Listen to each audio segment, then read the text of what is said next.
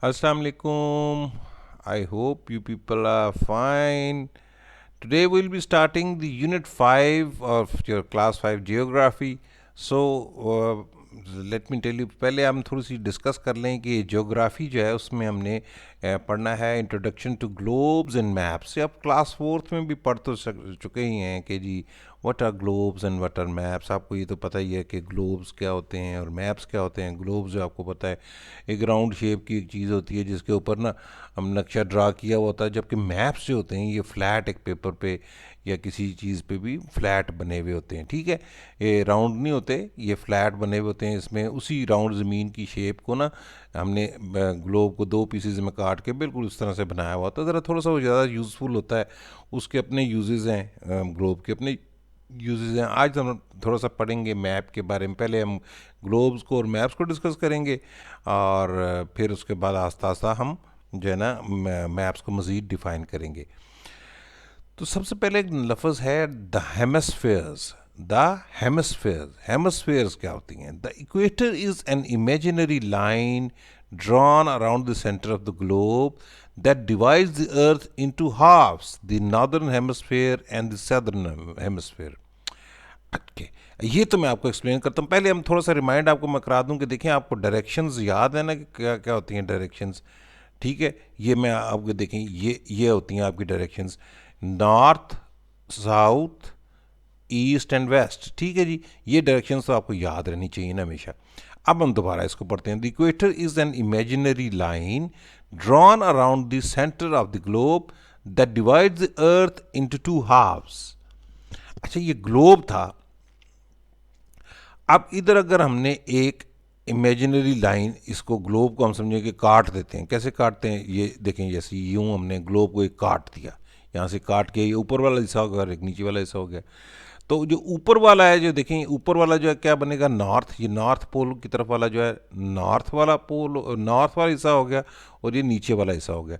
तो अब इसको हम क्या कहते हैं कि जो इक्वेटर को दो हिस्सों में तकसीम हमने किया तो क्या बना, the नदरन hemisphere and the southern hemisphere. यानी ये ऊपर वाला जो है it will B northern hemisphere और नीचे वाला जो है it will B southern hemisphere. ठीक हो गया जी। हमने इक्वेटर एक इमेजिनरी सी लाइन है जो ग्लोब पे ड्रा की गई हुई है कि कहा गया कि अच्छा जी ये दरमियान है जी। ठीक है जी, एक दरमियान है जी ज़मीन का। इस ऊपर वाले को नॉर्थ वाला कहा करेंगे और नीचे वाले को साउथ वाला कहा जाएगा। ठीक है, इतना ज़्यादा इसमें कन्फ्यूज़ होने की ज़रूरत नहीं है, ये कंसेप्चुअल है। थोड़ा सा आपको इंशाल्लाह जब आस्ता आस्ता पढ़ेंगे आपको तो और मज़ीद क्लियर होता जाएगा। The northern hemisphere is situated between the equator and the north pole. यानी ये इक्वेटर अगर हमने फ़र्ज़ कर लिया कि this line is known as equator, तो इस इक्वेटर से लेके नॉर्थ पोल तक के दरमियान की जगह है, that place is known as northern hemisphere. दोबारा पढ़ता हूँ। The northern hemisphere is situated between the equator and the north pole. ठीक है, इक्वेटर एंड नॉर्थ पोल के दरमियान जो प्लेस है that is known as northern hemisphere. While the southern hemisphere is situated between the equator and the south pole. ये हमने फ़र्ज़ किया था ना, ये हमने कहा जी ये दिस इज़ इक्वेटर, ये इक्वेटर लाइन है। तो इसके और इसके साउथ पोल के दरमियान की जो एरिया है उसको हम क्या कहते हैं, this is southern hemisphere which is situated between equator and the south poles। ठीक हो गया जी। अच्छा, अब अगर आपने ग्लोब को देखा है तो ग्लोब में हमें अगर हम कहेंगे एक तरफ से उसकी फ़ोटो लें तो इस तरह की आएगी, दूसरी तरफ से तस्वीर लें तो इस तरह की आएगी, क्योंकि ज़मीन के एक तरफ की ये वाले मुल्क हैं, दूसरी तरफ ये वाले मुल्क हैं। ठीक है, चलो इसको मज़ीद हम एक्सप्लेन करते हैं कैसे। The prime meridian is an imaginary line that runs from the north pole to the south pole। यानी प्राइम मेरिडियन क्या है ये मैं आपको बताता हूँ। ये देखें, from north pole to south pole हमने एक इमेजिनरी लाइन हमने ड्रा की हुई है। नॉर्थ पोल से साउथ पोल तक की एक इमेजिनरी लाइन हमने ड्रा की है जिसको हम क्या कहते हैं, द प्राइम मेरिडियन। ठीक है, it divides the earth into two halves vertically. ठीक है, the eastern hemisphere which lies to the east of the prime meridian. ठीक है, ये प्राइम मेरिडियन है, इसके ईस्ट में जो है which is known as eastern hemisphere. While and the western hemisphere which lies in the west of the prime meridian. यानी इस जो है ना हमने कहा ये हमारी प्राइम मेरिडियन हमने अगर सपोज करते हैं ये है, तो इसकी जो वेस्ट साइड है इस साइड को क्या बोलेंगे हम, western hemisphere. So this is prime meridian, और इसके ये हमने फर्ज की ये लाइन जो है हमें प्राइम मेरिडियन है, इसके राइट वाली जो है इट विल बी हमारी क्या है, ईस्टर्न हेमिस्फीयर, और ये लेफ्ट वाली वेस्टर्न हेमिस्फीयर, ठीक है। और ये हमारा क्या है, प्राइम मेरिडियन, ठीक है जी।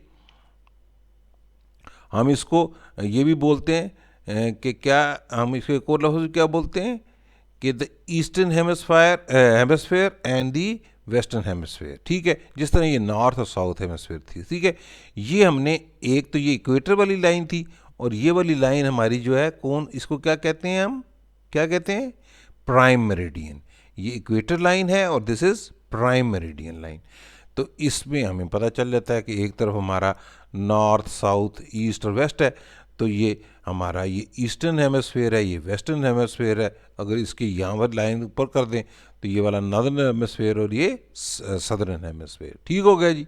ये पेज तो हमें हो गया क्लियर। अब हम आते हैं अगले पेज पे। अब ये क्या है कि ये एक हमने मैप ड्रा किया भाई, फ्लैट मैप है, यानी दोनों साइड्स ऑफ जो है ना उसके ग्लोब्स के एक ही अगर हम जगह पे ड्रा करें, the equator divides the world into northern and southern hemisphere and the prime meridian divides it into the eastern and the western hemisphere. जैसे हमने पढ़ा ना कि ये हमारा जो है ये इक्वेटर है, ये हमारा क्या करता है कि हमें इसको नॉर्थ और साउथ में डिवाइड कर देता है, जबकि प्राइम मेरिडियन जो है क्या करता है, ईस्ट और वेस्ट में इसको कर देता है डिवाइड, ठीक है। जैसे लिखा हुआ है देखें कि ये वाला जो है जगह इसके लेफ्ट वाली जो है it will be known as western hemisphere, और यही पॉइंट जो है इसके राइट वाला जो है ईस्टर्न हेमिस्फीयर होगा, जबकि ये इक्वेटर जो है इसके उस ऊपर वाला जो है it will be known as northern hemisphere, और नीचे वाला सदर्न हेमिस्फीयर। ये लफ्ज़ हेमिस्फीयर अभी थोड़ा सा नया है ना, इसलिए थोड़ा थोड़ा आप लोगों को कंफ्यूज कर रहा है। एनीवे बस थोड़े दफ़ा पढ़ेंगे जब एक दो दफ़ा तो इंशाल्लाह आपको समझ आ जाएगा। अब हम आते हैं locating the oceans and the continents. Locating the oceans and the continents. A grid is used to make it easier to locate places such as the continents and oceans on a map. Look at the map, world map below and use the grid to answer these questions. अच्छा grid क्या है जी? अब grid का मतलब वैसे तो लाइनें होती हैं ना, हमने इधर से भी इस तरह इसको डिवाइड करते करते करते करते इनको ना हमने लाइनें सी खींच दी हैं, ठीक है जी। लाइनें जो है बना दी जाती हैं, ये नीचे से ऊपर जा रही होती हैं, ये 1 2 में जाती हैं, और लेफ्ट राइट जाते हैं जो ABCD वाली जाती हैं, ठीक है जी।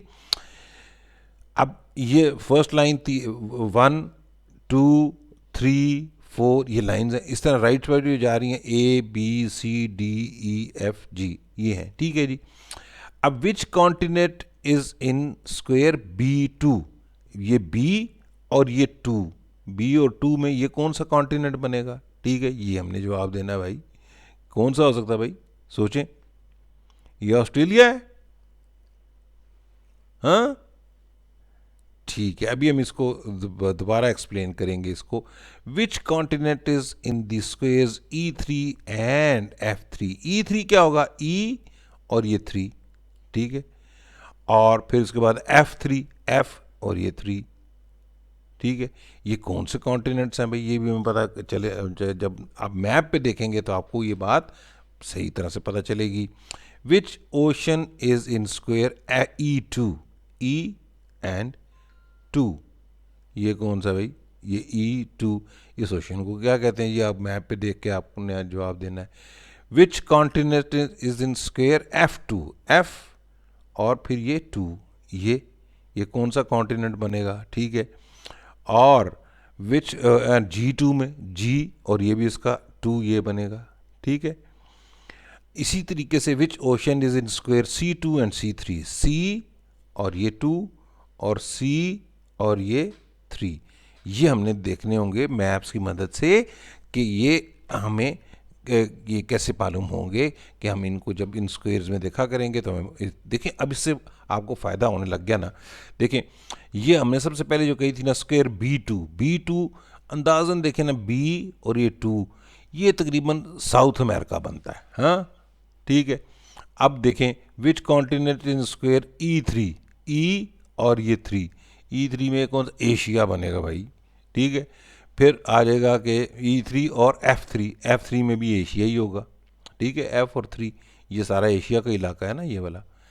इसी तरीके से अब अगर आप देखें which ocean is in square E2, E और ये 2, ठीक है। विच ओशन इज इन, क्या करना, विच ओशन, ये देखें कौन सा इंडियन ओशन बनेगा तकरीबन, ये दिस इज इंडियन ओशन, ई और ये 2, दिस इज इंडियन ओशन। ये अगर ये देखें यहाँ पर, इसी चीज़ को अगर ऊपर आप करके देखें ना, बड़ा आसान आपको पता चलता जाएगा। Which continent is in square F2 and G2, F2 में कौन सा बनेगा, F और ये 2, ये कौन सा कॉन्टिनेंट है भाई, ओशियाना, ठीक है जी। और फिर G2 में ये क्या है, ये ओशियाना आ रहा है, ठीक है जी। अब इसी तरीके से आ गया which ocean is in square C2 and C3, C2 and C3 में कौन सा आता है, अटलांटिक ओशन, ठीक है ना, अटलांटिक ओशन। ये देखें, अब समझ आ रही है ना बात आपको, ठीक है। So it's not a difficult thing, अगर थोड़ा सा अगर आप इसको कॉन्सेंट्रेट करें तो आपको बड़ा इजी लगेगा ये, ठीक है। ओके, अब हम आ जाते हैं lines of latitude and longitude. ये तो हो गई क्या, lines of latitude and longitude. Latitude क्या होती हैं और लॉन्गिट्यूड्स क्या होती हैं। लैटिट्यूड्स क्या होती हैं, globes and maps are divided by imaginary lines that run from east to west parallel to the equator, they are called the lines of latitude. Latitude, ये जो इक्वेटर के साथ साथ यूं करके घूमती है ना, तो इनको क्या बोलते हैं, लैटिट्यूड्स, ठीक है। और latitude lines are drawn parallel to the map which help in measuring of distance north and south of the equator. North से साउथ तक की ये इसके बीच में देखें लाइनें, असल में ये हमें क्योंकि है तो अर्थ गोल है ना, ये तो नक्शे पे तो हमने यूं देखी हुई है, तो इसलिए हमने लाइनें जो है ना इस तरह ड्रा कर ली ताकि हमें मेजरमेंट आसानी होती है, ठीक है। लैटिट्यूड्स वाली जो है, जो नीचे लेटिव जो है उनको कह लेंगे लैटिट्यूड्स है, ठीक है जी। It is measured in degrees using the symbol, ये डिग्री वाला, ये वाला सिंबल जो है ना यूज़ करते हैं डिग्री का, ठीक है। As you can see the lines of equator is situated at 0 degree. ये इक्वेटर वाली जो लाइन है ना ये वाली, ये 0 डिग्री पे है, ठीक है। अभी अब क्योंकि हम इसको मैप को इस तरह देख रहे हैं तो इसलिए आपको टेढ़ी टेढ़ी नज़र आ रही है ना, वरना तो सब जो मैप को सामने देखेंगे तो टेढ़ी नज़र नहीं आएंगी आपको, ठीक है। This way, both the northern and southern hemispheres are divided by 90 lines of latitude. ये यहाँ से लेके यहाँ तक जो है ना टोटल 90 लाइन्स होती हैं, ये याद रखनी है आपने, ठीक है जी। All together there are 180 imaginary lines of latitude, ठीक है जी। ये 90 और ये 90 कितने हो गए, 180, वो कितनी हो गई, 180 लाइन्स, ठीक है।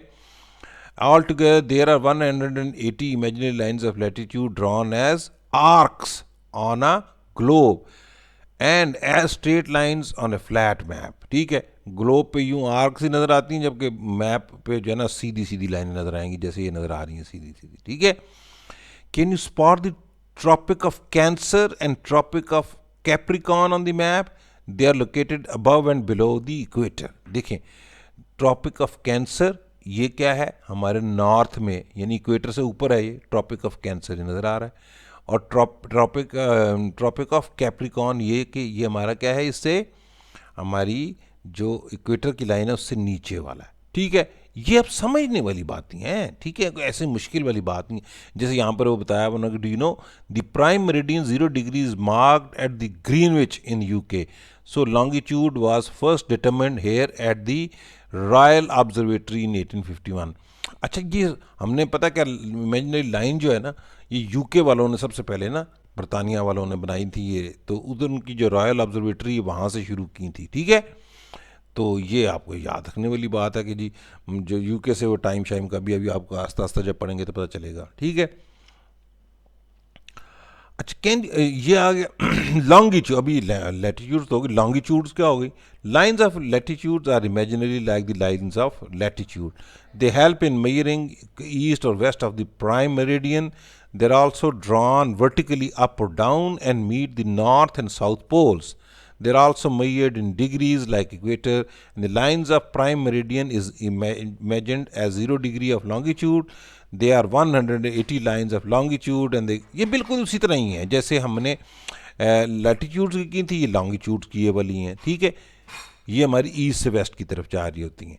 So that makes a total of 360 lines of longitudes on the globe and a map. ठीक हो गया जी। 180 डिग्री की यहाँ से इधर तक है, फिर उधर से उस तरह तक है, ये 180 ठीक है। अभी इसको मज़ीद हम एक्सप्लेन करेंगे आगे जाके। ये अभी लॉन्गिट्यूड्स और लैटिट्यूड्स तो समझ आ गई ना जी। लैटिट्यूड जो है ये इस तरह वाली होती हैं और लॉन्गिट्यूड्स ऊपर से नीचे, यानी नॉर्थ से साउथ जो होंगी वो क्या होंगी, लॉन्गिट्यूड्स, और लैटिट्यूड जो है वो वेस्ट टू ईस्ट जो है या ईस्ट से वेस्ट है वाली जो है, ये हम कह रहे हैं क्या है कि लाइंस ऑफ लैटिट्यूड और लाइंस ऑफ लॉन्गिट्यूड। ठीक हो गया जी। There are 180 lines of longitude on the east of the prime meridian and further 180 lines to the longitudes on the west. ये हमारी थी कितनी कितनी हमने की देखी थी, 90 थी, ये 180 थी, ये 180 और 180 हैं। ठीक हो गया जी। अब हम इसका भी फ़ायदा देखेंगे। हमने ये लाइनें बना के फ़ायदा क्या, जैसे पहले हमने थोड़ा सा मैंने आपको बताया था कि इनकी लाइनों से क्या होता है कि जी हमें पता चल जाता है कि एग्जैक्ट लोकेशन बतानी होगी जी, फलानी जगह है तो हम बता सकते E2 में है जी, फलाने में है जी, B2 में है, B3 में, ये इस तरह। इसी तरीके से ये लॉन्गिट्यूड और लैटिट्यूड्स की नंबरिंग करने के बाद अब आप देखेंगे कैसे इनका फ़ायदा क्या क्या होता है। ठीक है, ओके जी। Now we go over to the next page. यहाँ पर हमें जो है ना lines of longitudes on a world map, ये आपको लाइन्स ऑफ लॉन्गिट्यूड नज़र आ रही हैं वर्ल्ड मैप में, ठीक, किस तरह होती हैं ये। ठीक है, अब हम देखते हैं कि if you look at the each line of latitude and longitude on the map in an Atlas you will see that each is numbered. अच्छा, अगर एटलस में आप देखेंगे ना, तमाम लाइनों के ऊपर नंबर लिखे हुए होंगे, हर लाइन का अपना अपना एक नंबर होता है। ठीक है, if you find the place where the lines 30 degree north and 67 degree east meet, you will find the Pakistan on the continent of Asia। यानी देखें 30 डिग्री नॉर्थ, यानी ये इक्वेटर अगर साल की तरफ होगा ना, तो इधर से करते करते करते करते हम जब जाएंगे ना इधर, और जो है ना ये 30 डिग्री ये बनेगा, ये वाला तकरीबन 30 डिग्री बन रहा होगा। और हम इसको अगर करेंगे 67 डिग्री ईस्ट, तो यहाँ से ये तकरीबन जो है ना हमारा ये यहाँ पर जाएगा, तो ये हमारा पाकिस्तान जो है ना इट विल बी लोकेटेड। ये आपने मैप पे करने वाली एक्सरसाइजेज हैं, ये आपके पास मैप होना चाहिए और then you will be able to see that. ठीक है जी। अब फिर मैं आपको बताता हूँ, if you look at each lines of latitudes and longitudes on the map in atlas you will see that each is numbered. ठीक है, इन सब की नंबरिंग हुई हुई होती है। And if you find the place where the line 30 degree north, यानी north इस तरफ वाली जो है ना, इधर से इक्वेटर से ऊपर वाली 37 डिग्री, और इधर से राइट साइड वाली जो है, ये जो मरीडियन से राइट साइड वाली इधर से वो क्या वो है 67 डिग्री, जहाँ पर मीट करती हैं, तो वो ये जगह तकरीबन बनेगी, दिस इज पाकिस्तान। ठीक हो गया जी। ओके, अब हम चलते हैं आगे कि जियो स्ट्रेटजिक इंपॉर्टेंस ऑफ पाकिस्तान, यानी पाकिस्तान की जियो स्ट्रेटजिक का मतलब होती है कि जी किसी जगह की बहुत ज़मीन, किसी जगह की लोकेशन की इम्पोर्टेंस होना जो है ना, वो हम देखते हैं कि पाकिस्तान की जियो स्ट्रेटेजिक इंपॉर्टेंस क्या है। ये आपने 4th में भी पढ़ा है, हम दोबारा इसको पढ़ रहे हैं। Pakistan enjoys great significance in the world due to its location. Pakistan का कहते हैं कि जी पाकिस्तान जो है ना, इसकी लोकेशन ऐसी ज़बरदस्त जगह पे है जिसकी वजह से दुनिया में इसको बहुत सारे फ़वाद हासिल हैं। It is a neighbour to Afghanistan, Iran, India and China with 1058 kilometres coast line with the Arabian sea. ठीक है, ये हमारे क्या बड़ा फ़ायदा है कि जी पाकिस्तान जो है इसमें एक तो हम लोग नेबर हैं, बड़े इम्पोर्टेंट मुल्क जो हैं अफ़गानिस्तान, ईरान, इंडिया और चाइना के, और उसके अलावा हमारे पास समुंदर भी है जो कि इतना लंबा है, जैसे 1058 किलोमीटर लंबा हमारे पास समुंदर की कोस्ट लाइन भी है। Due to its geostrategic positioning, its neighboring landlocked countries, particularly to its west and northwest, view Pakistan as their extremely important link with the rest of the world. यानी हमारे जो waste में और north west के जो हमारे neighbours हैं ना, उनके लिए पाकिस्तान बहुत इंपॉर्टेंट है, बिकॉज उनके लिए तो बहुत ज़रूरी है ना कि समुद्र तक पहुंचने के लिए तो हमारे से गुजर के जाते हैं वो, ठीक है। The newly constructed Gwadar port can give them a passage for trade by sea. यानी हमारे ग्वादर पोर्ट जो है, इसकी मदद से क्या होगा कि हमारे जो लैंड लॉक, आपको पता है ना, फोर्थ में मैंने पढ़ा हुआ, लैंड लॉक कंट्रीज कौन से होते हैं, जिनको कोई समुंदर नहीं लगता, ठीक है। तो जो है ना, वो लैंड लॉक कंट्रीज जो हमारे थ्रू ही समुंदर तक पहुंच सकते हैं और तजारत कर सकते हैं, ठीक है। तो with this in mind, Pakistan China economic corridor which is known as CPEC was conceive. यानी यही चीज़ को मद्देनजर रख के चाइना पाकिस्तान इकोनॉमिक कॉरिडोर की ये रोड जो है ये सोचा गया था इसके बारे में। It is now under construction, will link China with Gwadar port. ये अभी बन रही है आजकल, और ये इंशाल्लाह चाइना और ग्वादर को आपस में लिंक कर देगी, ठीक है। The central Asian countries too can gain access to this sea using it. जो सेंट्रल एशियन स्टेट्स होंगी ना, वो भी सारी इधर की जो है वो भी इसको यूज़ करके जो हमारे ओशंस तक पहुंच सका करेंगी, ठीक है ना जी। अरेबियन सी तक पहुंच जाया करेंगी, ठीक है। Once operational, CPEC will connect Europe with Central Asia as well as China. This will bring about higher level development and more cultural exchanges between the countries. कह रहे हैं कि जी चाइना जब सी पैक बन जाएगा ना, तो चाइना को यूरोप के साथ कनेक्ट करना भी बड़ा आसान हो जाएगा, और बहुत सारी इसमें फ़ायदे होंगे कि चाइना जो है यूरोप के साथ भी कनेक्ट हो जाएगा, और जो है सेंट्रल एशियन स्टेट्स के साथ भी जो है ना यूरोप कनेक्ट हो जाएगा। इससे बड़ा आसानियाँ बहुत सारे लोगों को फ़ायदा हो जाएगा, ठीक है। ये एक और चीज़ बताई हुई है कि do you no an index in an atlas helps find the location of the countries, cities and other places shown on the map. आपके पास एटलस है ना सबके पास, तो आपने उसको देखनी है, तो आपको पता चलेगा कि आपके मैप के ऊपर जो लोकेशंस है ना, वो आपको पता चल जाया करेंगी कि भाई ये कौन सी लोकेशन पे है, ये कौन सा मुल्क, आपको आस्ता आस्ता बताना है, आपको बताया करेगा, अभी ईस्टिंग और नॉर्दरिंग आपको बताया करेगा, तो आप फ़ौरन निकाल के बता दिया करेंगे।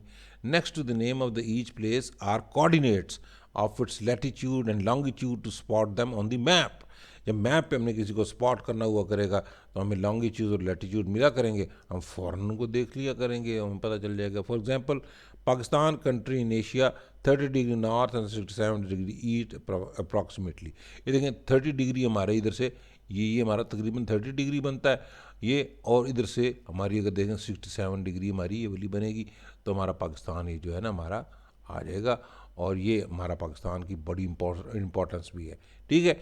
ये आपने ज़हन में रखना है कि पाकिस्तान का हम क्या भी ये एक्सरसाइज करेंगे, एक्सरसाइजों में भी आपको पता चलेगा कि किस तरीके से इनको किया जाता है। अल्लाह हाफिज़। और नेक्स्ट वीडियो में हम अपनी इंशाल्लाह इसकी एक्सरसाइज पार्ट करेंगे 48 पेज से आगे आगे।